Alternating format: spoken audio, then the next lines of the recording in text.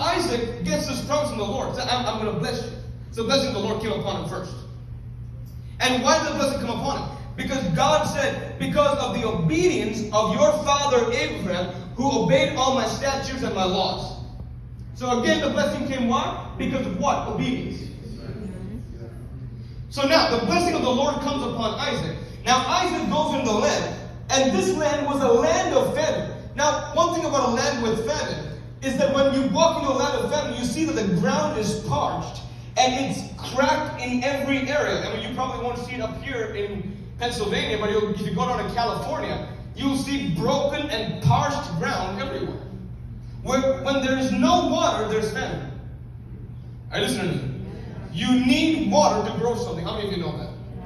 Americans probably don't know that because they don't grow anything. No, seriously. You don't know. You need water. Yes, you need water to grow something. What do you think happens? Grows one day, one fine day, you put a seed in the ground, randomly something comes up? No. You actually put water to make it grow.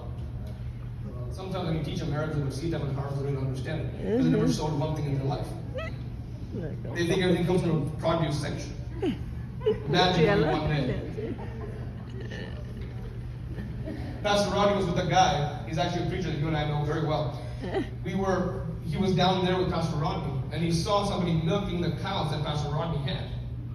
And he goes and he says, "Gross, that's where milk comes from?" Well,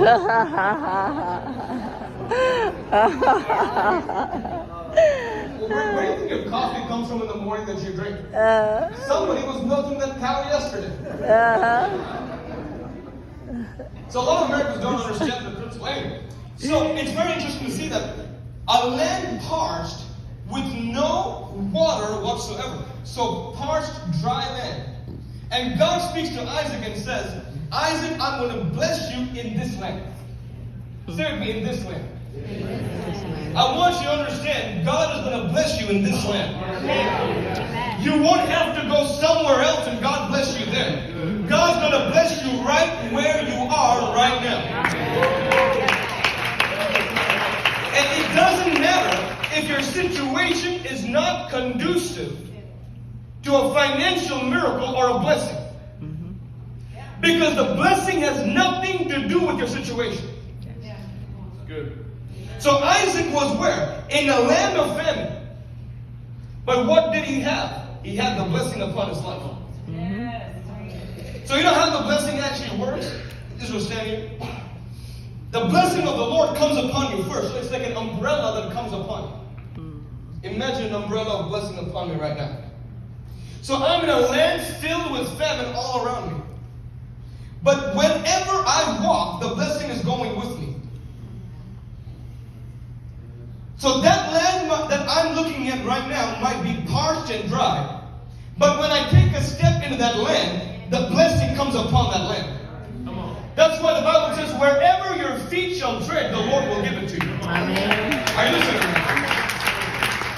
And the blessing is like a covering above you. So what gave Isaac the confidence to sow seed in a parched, dry land of famine that was not conducive for any growth whatsoever? The blessing.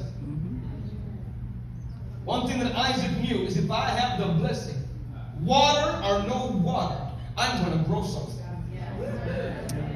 That's why the Bible says, whatever you put your hands into shall prosper. That means even if something is dead, you put your hand in it, it'll begin to prosper. For a Christian, there is no such thing as failure. Whatever you put your hands into shall prosper. So Isaac, man, if you understand this. Now listen, where are you going? Stand right there. Now imagine this. Just take a moment to understand this. So now Isaac understands I have the blessing of God upon my life. And remember, whatever you put your hand into shall prosper. Follow me there. Now, parched, dry ground, no water, no growth. Say with me, no water, no growth. No water, no growth.